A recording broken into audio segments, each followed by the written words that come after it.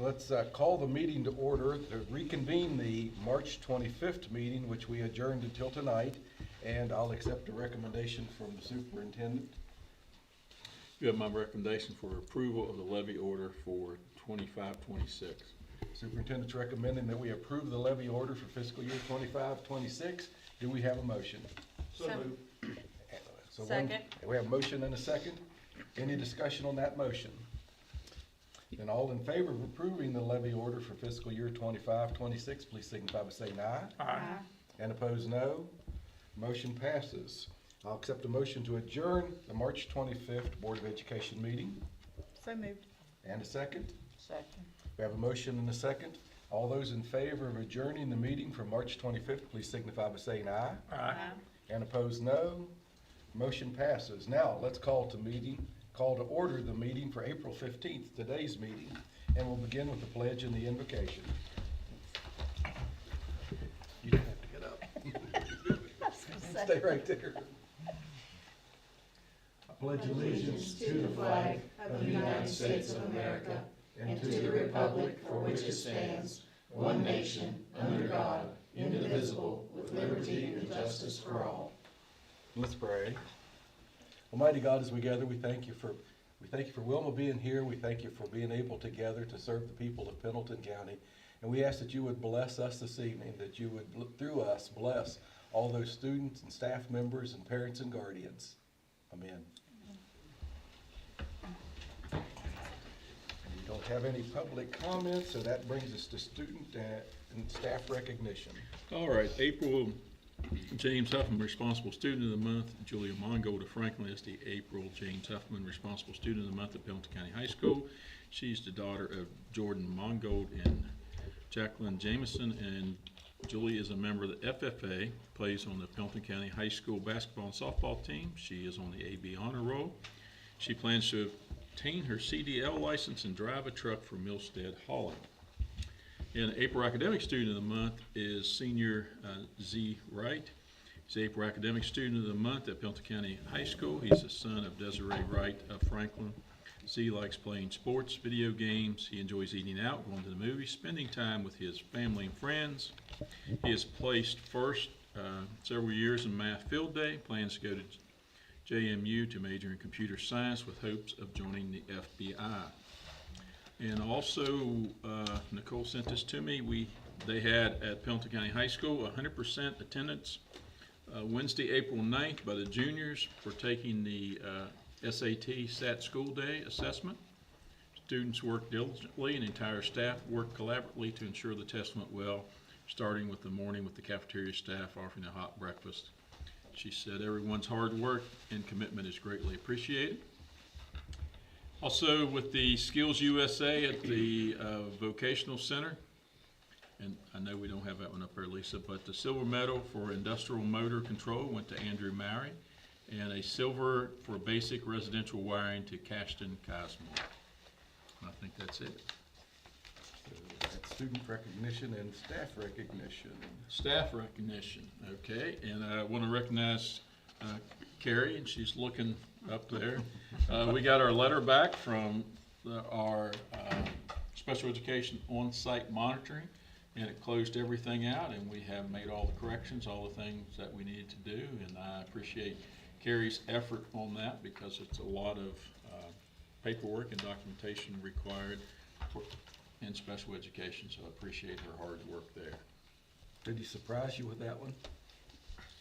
He told me the other day he was going to put it up there, but I had forgotten about it. Congratulations. Thank you. That finishes us up under student and staff recognition. The next thing we have is the minutes from the April the 1st board meeting. We've all received those. Are there any corrections or objections, or do we have a motion to approve them as presented? So moved.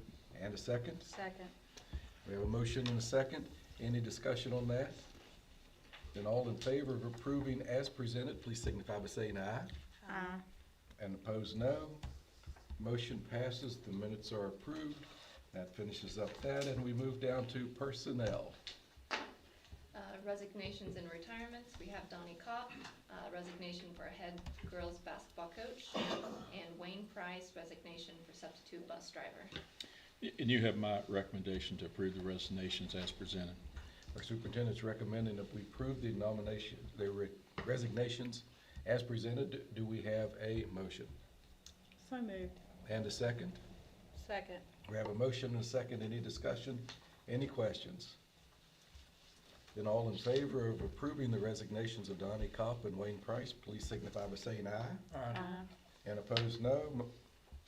Motion passes. Rifts and transfers. All right, RIFs, we have Sierra Bram, half-time itinerant aide with autism mentor and CPI certification. Gwendolyn Colley, itinerant technology integration specialist. And Dolly Rexroad, job exploration coordinator, West Virginia Guidepost to graduation. And for transfers, we have Kayla Van Meter, itinerant aide with autism mentor and CPI certification. And you have my recommendation to approve the RIFs and transfers as presented. Our superintendent's recommending we approve the rifts and transfer as presented. Do we have a motion? So moved. And a second? Second. We have a motion and a second. Any discussion? Then all in favor of approving the rifts and transfer, please signify by saying aye. And opposed, no. Motion passes. Before we get to employment of personnel, please note in the minutes that Mrs. Kimball left the room. Travis, can you get the door back there?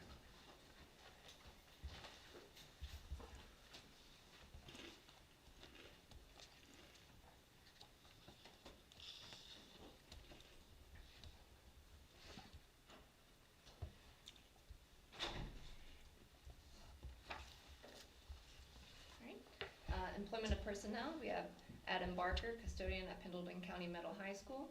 Kimberly Hartman, third grade ECAT at Franklin Elementary School.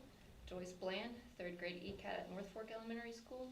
Adam Ruddle, bus driver 7726. And Monica Smith, substitute secretary. You have my recommendation for employment of personnel as presented. Superintendent's recommending employing the personnel as presented. Do we have a motion? So moved. And a second? Second. Excuse me, we have a motion and a second. Any discussion or any questions? Then all in favor of approval, please signify by saying aye. Aye. And opposed, no. Personnel are employed, it's approved to employ the personnel as presented.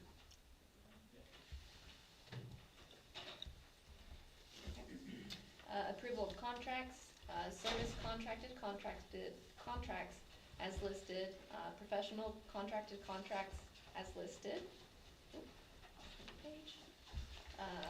And probationary professional contracts as listed. You have my recommendation for approval of service contracts as listed, professional contracted as listed, and probationary professional contracted as listed.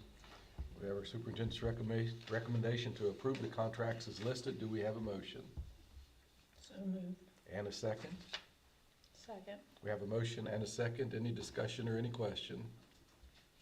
Then all in favor of approving the service contracted contracts, the professional contracted contracts, and the probationary professional contracts, please signify by saying aye. Aye. And opposed, no. The motion passes. And then approval of volunteer chaperones, Franklin Elementary School volunteers, Pendleton County Middle High School volunteers, and Pendleton County Middle High School chaperones as listed. You have my recommendation to approve the FES volunteers and the Pendleton County Middle High School volunteers and chaperones as listed. Our superintendent's recommending approval of the volunteers and chaperones as listed. Do we have a motion? So moved. And a second? Second. We have a motion and a second. Any discussion or any questions? Then all in favor of approving the Franklin Elementary School volunteers and the Pendleton County Middle High School volunteers and chaperones as presented, please signify by saying aye. Aye. And opposed, no. The motion passes. And I think that finishes us up under personnel, and that brings us down to finance. Okay, under item 10A, Treasurer's Report for March 2025. I will go over some basic information and the highlights. You can feel free to ask me questions if you have any. We ended the prior month, at $2,148,328.08, and revenues pretty much matched expenditures, which is very close. It's not often that it's that close. Receipts for the month, $1,236,586.22. Disbursements or expenditures, $1,240,829.92. So just a reduction of just over $4,000 for the month, which is still a strong position of over $2 million cash position as of the end of March 31, 2025. Going down the page, interest remained at 4.39%. Month to date, $7,586.86. Year to date, from July 1, 82,241.97.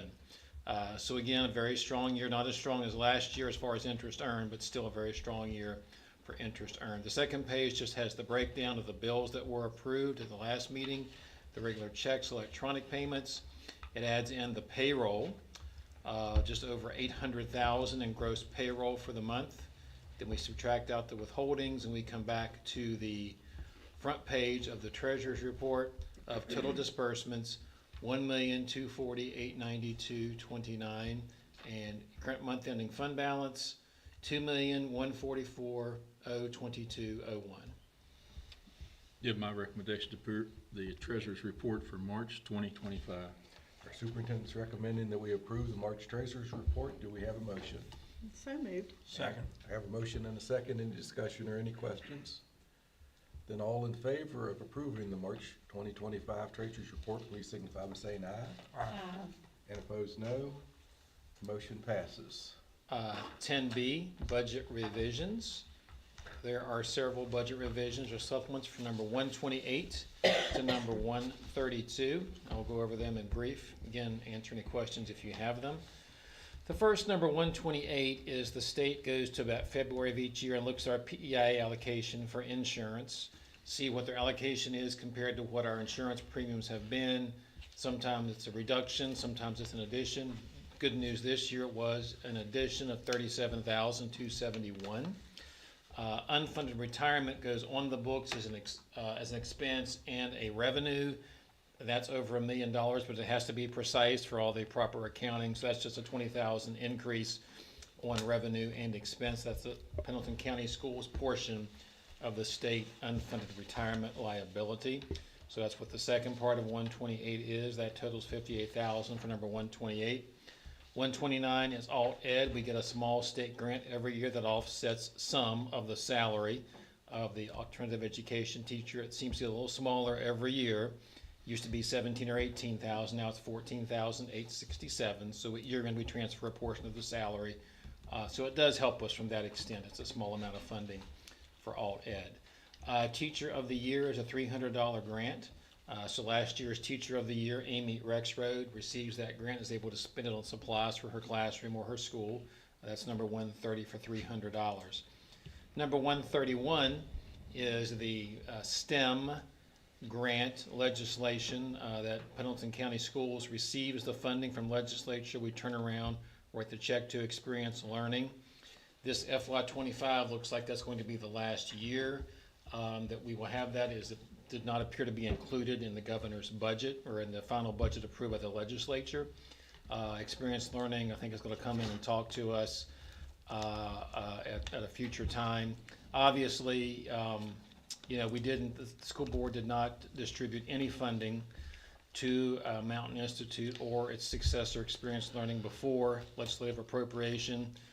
They certainly have appreciated the appropriation and have good things for various schools, but so I cannot guarantee that we're going to have anything from an administrative point of view to offer to them, but they certainly would like to come in and talk since the grant money appears to be going away from Charleston, unless something unexpected would happen.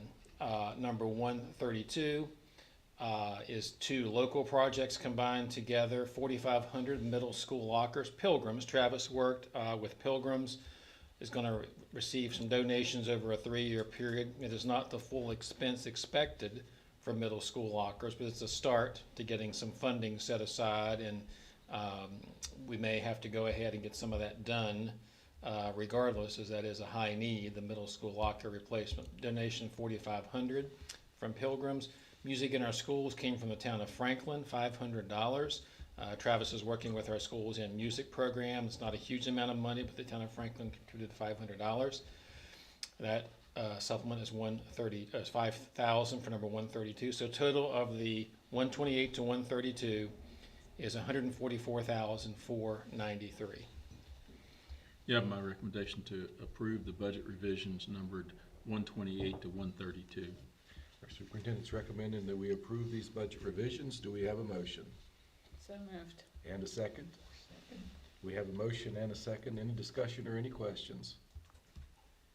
Then all in favor of approving budget revisions 128 through 132 totaling 144,493, please signify by saying aye. Aye. And opposed, no.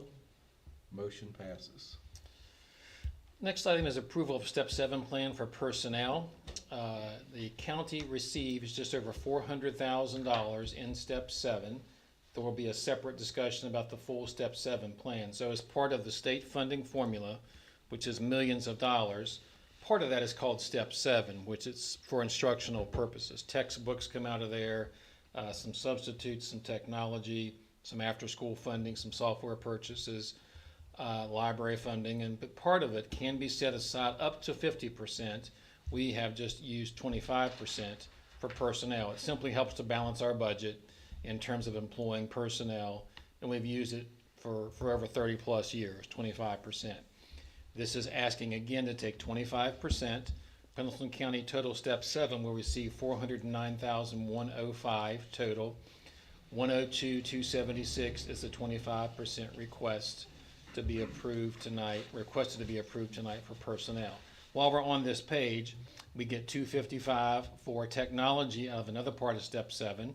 This goes for some of salaries in technology and for computers. $2661 for some AP classes. $123,867 at Step 7D, which is mentoring. If you show teachers and or administrators with very few years experience, that goes into a formula and you get funding set aside for mentoring and staff development. So this portion tonight, that's regular Step 7, we're requesting 102,276 for employment of personnel. You have my recommendation for approval of Step 7 plan for personnel for 2025-26 school year as presented. Our superintendent's recommending the approval of the recommendation as presented. Do we have a motion? So moved. And a second? Second. We have a motion and a second. Any discussion or any questions? Then all in favor of 25% of the Step 7A totaling 102,276, the 25% totaling the 102,276 being allocated for personnel, please signify by saying aye. Aye. And opposed, no. Motion passes. Thank you. The preliminary budget, 10D, there indeed is no change from the last two meetings. There will be some updates by the time we get to the next meeting, the first meeting in May. Do not expect significant updates, as I don't think anything passed with regards to school funding that's going to make any significant change to the budget. I will have an updated presentation ready. The final computations from the state are to be due to us by the end of this week. We expect the funding to be basically the same as we have heard of before. So that means a lot of the state revenue, the local tax revenue, the estimated carryover is going to be the same. No pay raises were given. They were talked about in various ways. So the expenditure side may be fine-tuned on a couple areas as we have a little more data from the current year, but the budget should be basically the same. As I've said before, it's a very solid budget for a 25-26 year. At the same time, we have some concerns about losing some state funding in communities and schools for certainly, and some uncertainties with the federal funds as well. So the budget, as has been discussed, is still up for draft. It's up for review. I expect very few changes by the time we come. So the plan for the calendar is to approve the budget for preliminary budget at the next meeting, and then to have it ready for a public hearing and approval at the second meeting in May, as we always do. It's due by May 30th. It's one of those technicalities. It's not due May 31st. It's due May 30th. So we will meet that with our second May meeting in plenty of time to have that. So no new information on the budget. That's just information for you for right now. 10E, speaking of the budget, just a couple items. Secure rural schools, 10E. So again, in that budget, we talked about having a little bit less in the forest land fund, secure rural schools. Well, it still has not been resolved at the federal level. We did take it down to $50,000 for next year after receiving over 100 and then down to 70. That's still where we're staying right now, but no extension has been given as of yet. That being said, there's a National Forest Counties and Schools Coalition. Once every year or two, they have a trip to Washington, D.C. It is coming up May 13th to May 15th.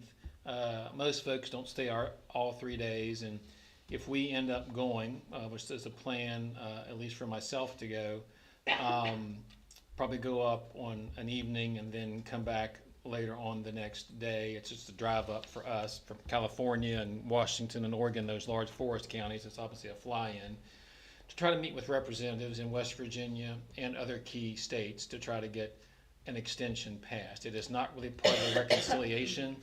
It's always a standalone process, not part of the budget reconciliation. Don't know all the reasons why. They're trying to get a 3-year renewal that would include the current year and for next year and the year beyond that. So that's just information. That's something that's taking place up in Washington, D.C. on Capitol Hill the evening of Monday, May 12th into May 13th. And some folks from other states will take a look at staying there longer. I mean, Pocahontas County certainly is leading the charge in West Virginia. They traditionally get $350,000 to $400,000. They're looking at maybe getting $150,000 at this point or less. So they're obviously very concerned about that. And so again, we're hopeful to get this reauthorized, but we're still in that process. So this is another advocacy trip for secure rural schools. That being said, that's all under that one. The next item under 10E, Broadband Council meeting. The Broadband Council is not really a formal group like the county commission or school board, but it is a council of people in the community that were appointed by the commission several years ago. We're planning on having a broadband council meeting 1 week from today for 22, April 22nd, to kind of get an update. Rick Gillespie is kind of spearheading that at this point through the county commission. Trying to get an update with MGW, which is the company out of Highland County and Augusta, working in the Sugar Grove area over the years, coming down through Highland County. Spruce Knob Syndicate Rocks Telephone Company, some of the work it's taking a look at. And so I will update you as school board members from information there once we have the broadband council meeting on some of the projects. So that's just information to you about the broadband council meeting. 10E Personnel of the Year isn't necessarily financial, but a number of years I've been involved in this, and it's nice to do some things outside the finance realm once in a while. So we did have committees meet. We had votes at the schools, then committees meet to determine the teachers and service personnel of the year. So the winners are Brandywine Elementary, Joey Eason and Connie Hedrick. Franklin, Michelle Seitz and Sherry Howard. North Fork Elementary, Angie Cooper and Amanda Morgan. Pendleton County Middle High School, Haley Craig and Pat Alt. Bus Garage, Chuck Miller. Central Office, our very own Lisa Jameson. And County Teacher of the Year is Joey Eason at Brandywine Elementary School, and County Service Personnel of the Year, Amanda Morgan. North Fork Elementary, she also serves in part-time capacity at Pendleton County Middle High School. These will go on to state competitions if they so desire. They will be honored, I believe, in June at the annual meeting and banquet with the school board. So just information there about the personnel of the year. The audit report I'm going to go to now, and I did give you copies. You don't have to take them. You don't have to keep them. You can keep them if you want. It's about 100 pages long. So preparing them is always a very burdensome job over the summer and into September, because there's a lot of stuff that's in there that doesn't really make a whole lot of difference as far as the bottom line goes. But for proper accounting and GASB and GAAP, it's required. And so I'm going to try to highlight the important areas for the audit. I'm gonna scroll through. It has some basic information. One item, several pages in the audit, just shows the officials. So it shows, for example, all the board members who were in office 23-24 school year. This is for the year ended June 30, 24. So it shows Teresa coming off the board when she came off the board in January of 24. Then it shows Marilyn coming in from February through June.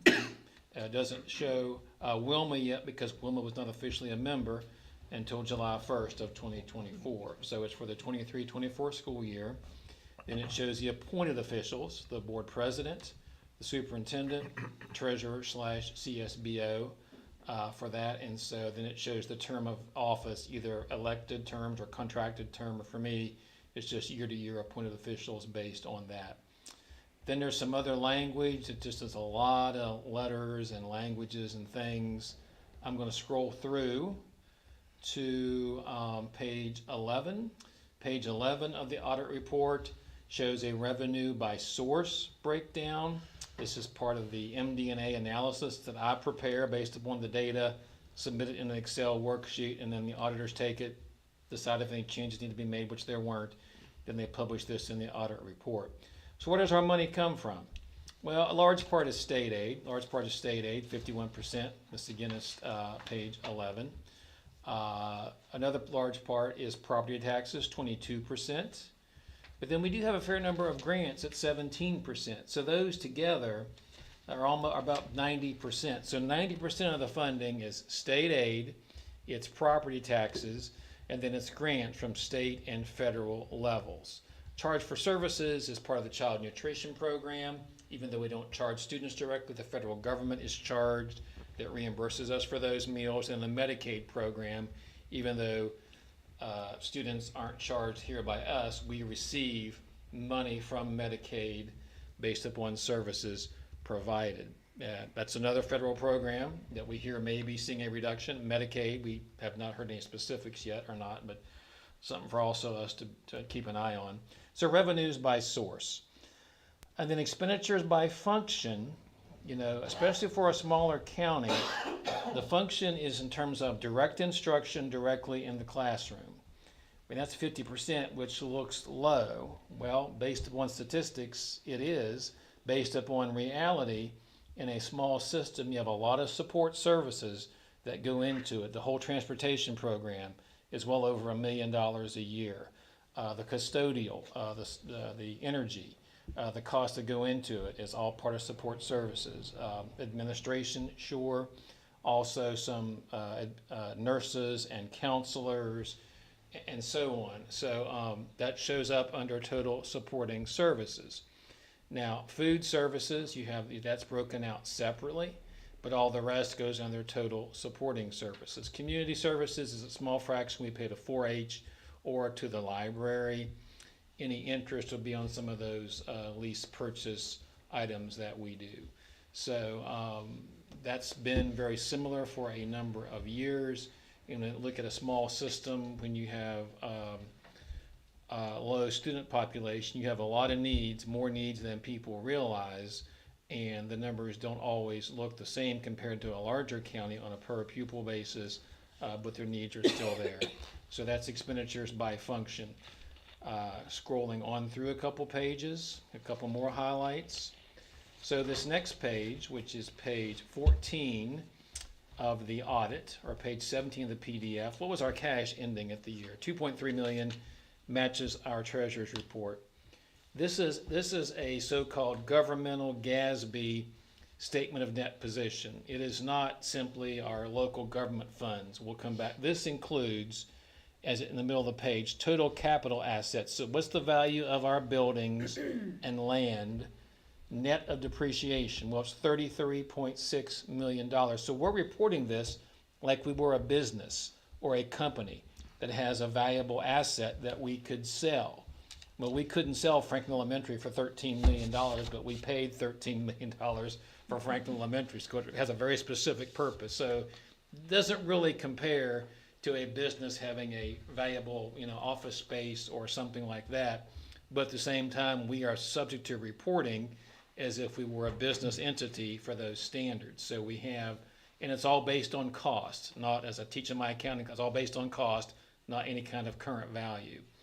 So 33.6 million capital assets. So the high school, all of our school buildings, equipment, vehicles, net of depreciation, gives us total assets of about 37 million, 37.7, based on that calculation. Well, we have very little liabilities, salaries over the summer, some others, just over $2 million. So it shows a net position or equity of 35.7. So that's from an overall governmental reporting standpoint, but we don't consider ourselves having $35 million, obviously. But if we were a regular business, then yes, we would have assets of $35 million based on that.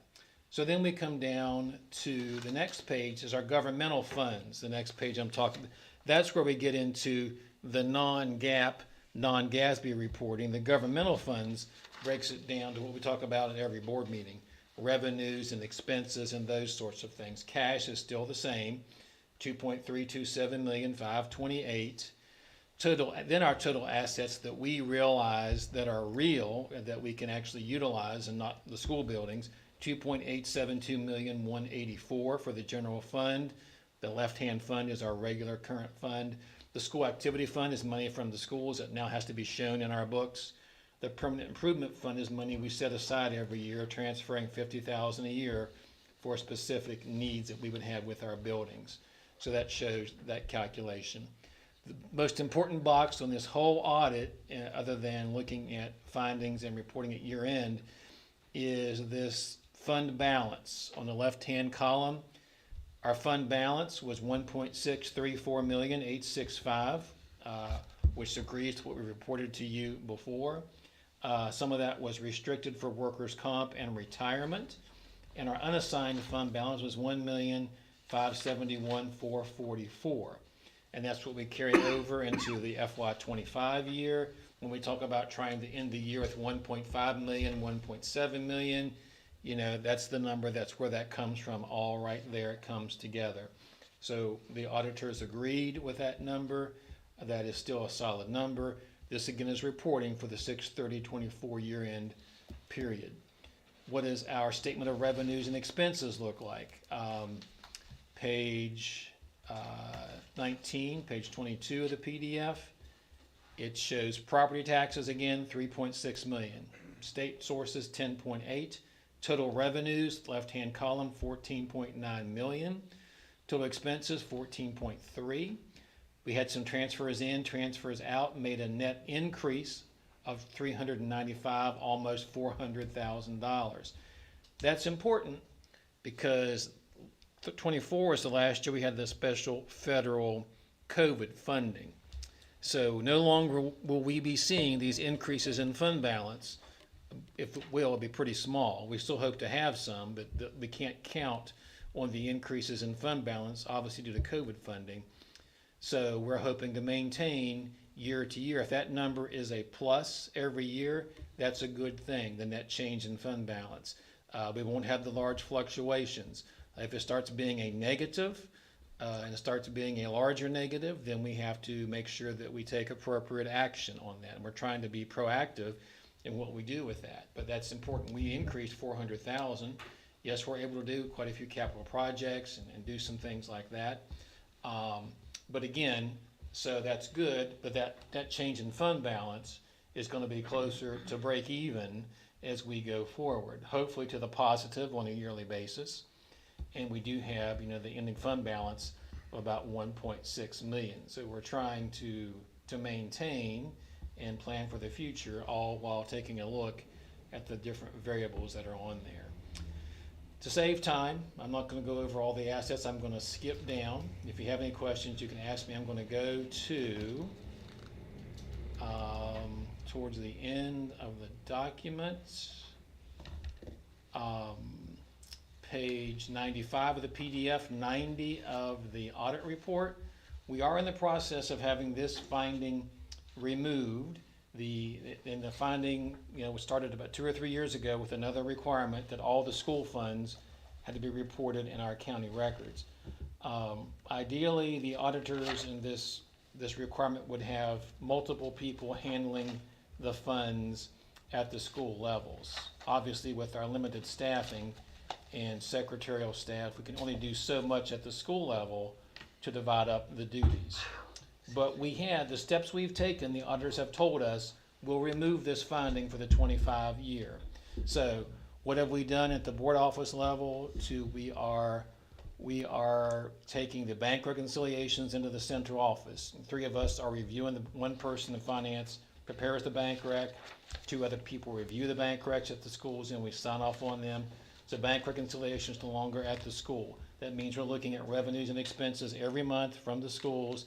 I go out on monthly visits or bi-monthly visits to review sample invoices, sample receipts, to make sure, which I've done in the past some anyway, but even ramping that up to make sure that we're more involved. We still cannot meet everything that the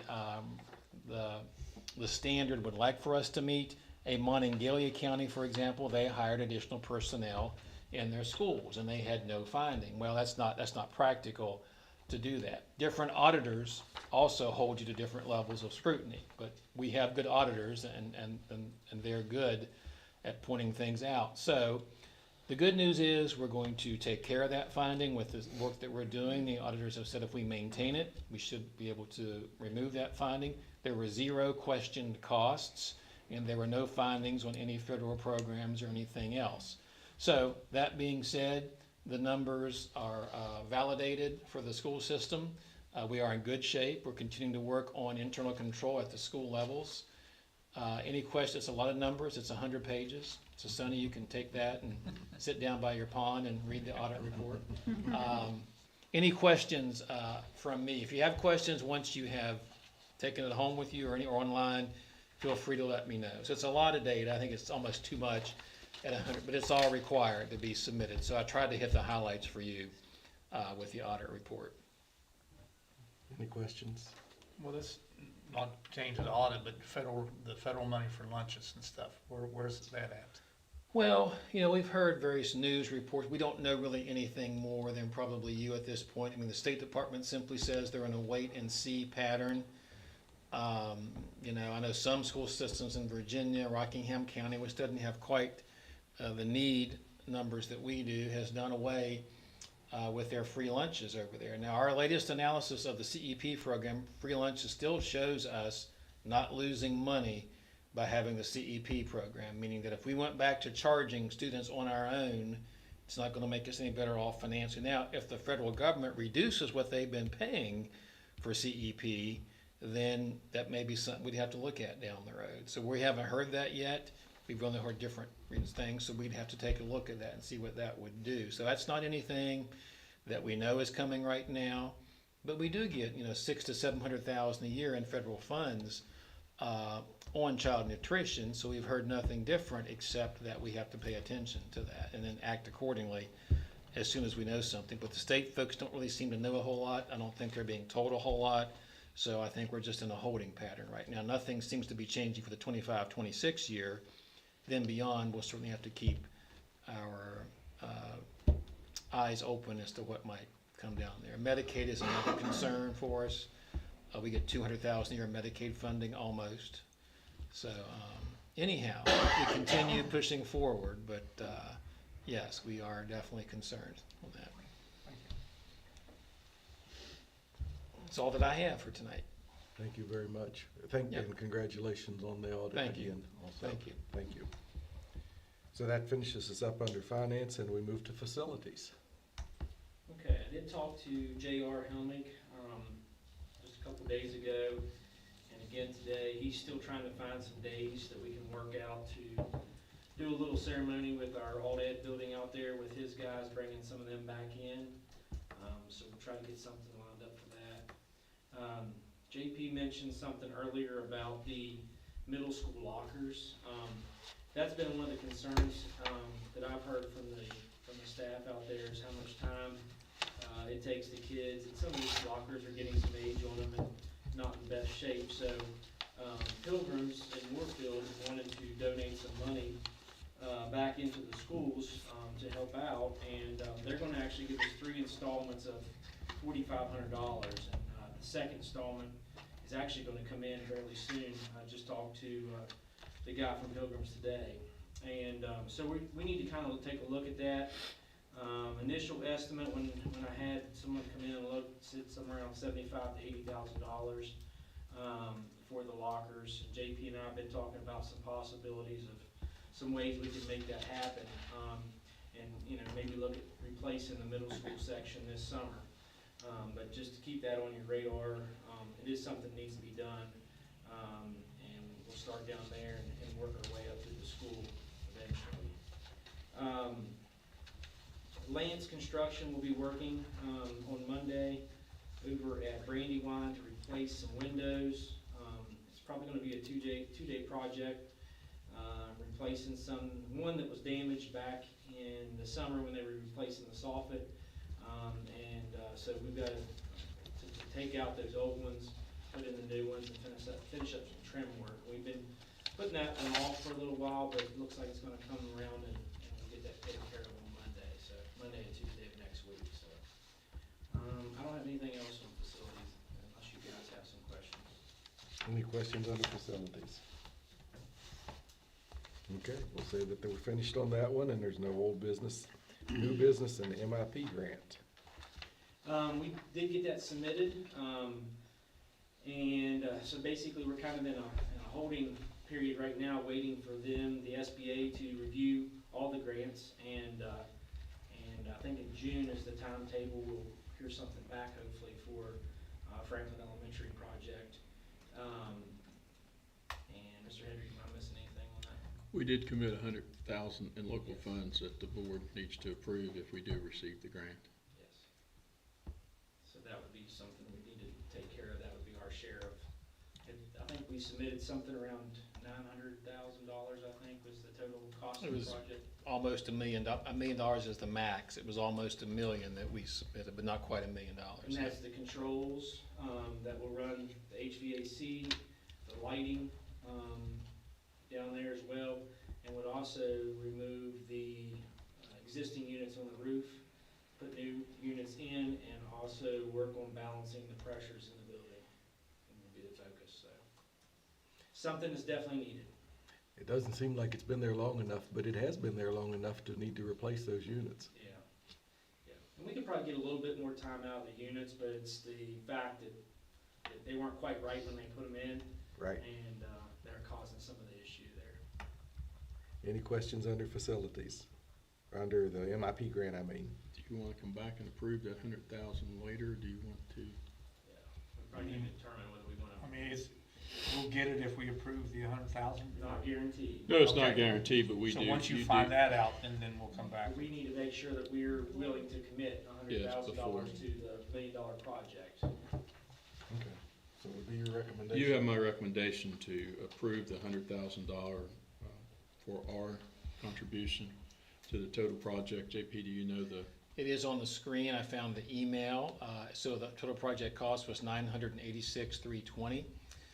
SBA funds is $886. We'd be requesting local amount of $100,000, and there's a very good explanation that the architect helped us come up with about the overpressurization and the HVAC controls and issues at FES. And this $100,000 would only be a commitment if we receive the $886,320. So our superintendent's recommending that we commit $100,000 to local funds for the upgrades to the school safety and controls at Franklin Elementary School. Do we have a motion? So moved. And a second? Second. I have a motion and a second. Any discussion or any questions? That's where all these schools submit, and then they just pick out the one, so there'll be other people. Yes. There's a pool of money. Do you know what the pool of money is? I don't know what the total amount they have to divvy out this year is. It varies year to year, doesn't it? Yeah. And regardless of whether or not we get the project or not, we're gonna have to spend some funds there. We had already, kind of looked at, needing to install some controls to get back to where we can control our lighting consistently. So regardless of whether or not we get this MIP grant, we're gonna need to spend some money there anyway. And so we're hoping that we can kind of knock out a couple things there with the project, so. Any more questions?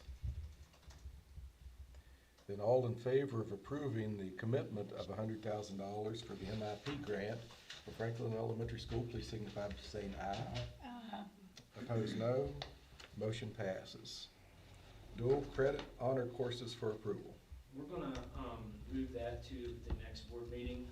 The high school one was a little bit more time to work on, maybe getting a couple more courses added. And so I've worked with Lisa, we're gonna add that to the, agenda for the next meeting. Okay. Board of Education self-appraisal. And I think we have 2 of them back, 3 to go.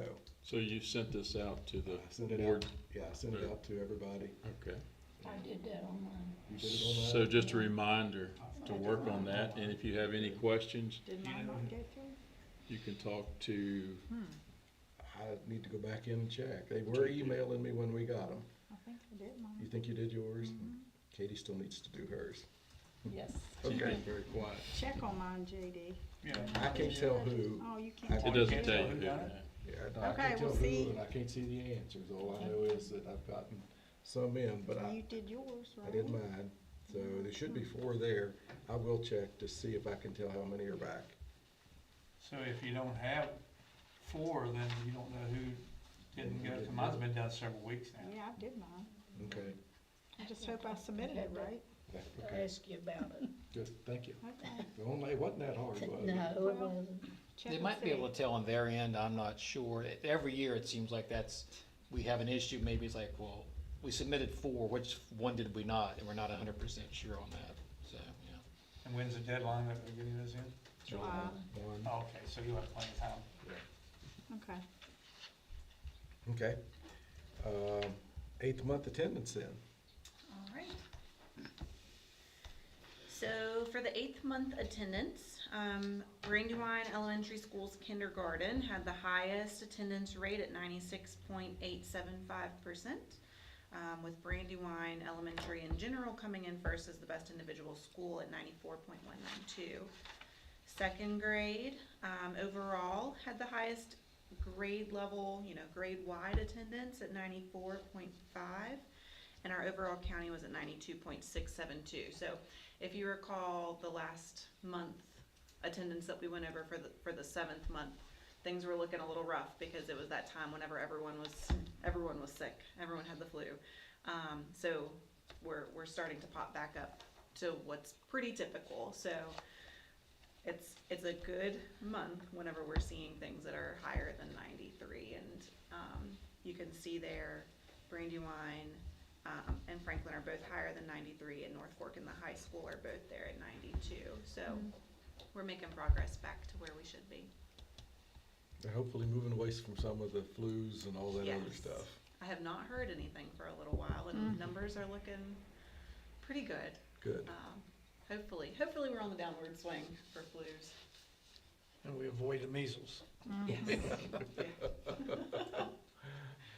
I look at those maps on TV at night, it shows all the states, and it seems like it's getting closer and closer. Popping up around us. Any questions under the 8th month attendance? School improvement, student achievement. Okay, a couple things. Student achievement wise, Ross Pownell, 6th grader at Franklin Elementary, competed in the state social studies fair on Friday in Charleston, and he placed first place, and so that's a great achievement. And I've already contacted him, and he will be here at the next meeting, first meeting in May, do a presentation for you guys on his project. I believe it has something to do with theater, so I believe was his topic, so that'll be good to see. Tomorrow afternoon, we have a social studies presentation in here for K through 5 teachers for our adoption. There's not a lot to choose from for the K through 5 group, but there's one provider that has materials for K through 5, so she'll be here tomorrow, and I've invited the teachers in to come take a look at what that group has to offer. And our last data pool from our benchmark 4 was pulled on Friday by the State Department, so that'll be the last benchmark that they'll take out for this school year. That's all I have. Any questions or anything else under school improvement, student achievement? Okay, superintendent's update. The school calendar was approved by the West Virginia Department of Education for 25-26. So we do have it in place, so if we would need to make any changes, we could still possibly do that, but we would have to request that. It would have to be approved by the local board and to go back in front of the state board. Only other thing, well, really two things. Legislatively, the governor's announced that he's going to do intends to do a special session on education sometime this summer. There's no dates, there's no agenda set out, but he has talked about PEIA, he's talked about teacher salaries, and he's also talked about the school aid funding formula. So those are all important things to us, and when that comes in tune, we certainly will be involved in trying to work our best there. Other key changes for school board members. Each school board member's effective July 1, 2025, school board shall receive 12 hours of training, so that's bumped up. In the final year of any 4-year term of office, a member shall satisfy the annual training requirement unless the county board member is not seeking re-election. County board members training standard review committee, whose members shall include the chair of the Senate Committee on Education, chair of House Committee on Education, and their respective designees shall serve as non-voting members, and school board members shall receive compensation at the rate of $260 per meeting attended, unless the board votes to approve a lower rate, and members shall also be paid upon presentation of receipts for all necessary travel expenses. So all that has been updated. It takes effect 90 days from passage of the bill, which is July 3rd, 2025. And I think that's all I have for my updates. Anything for the superintendent under his updates? Conference or meeting update? Have no conference meetings update. Sunny and I had an epic meeting, but it got canceled. Okay. If you haven't seen that email, and she does want to know if we're going to attend the one on the 22nd in May in person. Yeah, That's one in okay. Hardy County. So please email her back, and I think that's was the only one I had scheduled between now and the next board meeting. And the next board meeting would be May the 6th, here at the Board of Education building at 5:30, and I will accept a motion to adjourn. Gene, I have just one question first. Okay? Carrie, what about our program down at the elementary school? Where are we at on that? We are in the middle of it. We have a student who has been placed in the program Okay. and is being very successful so far. So you just have one down there. Correct. Great, thank you. Welcome. Now I'll accept the motion to adjourn. I'll make that motion. And a second? Second. We have a motion and a second. Any discussion or any questions? All in favor, signify by saying aye.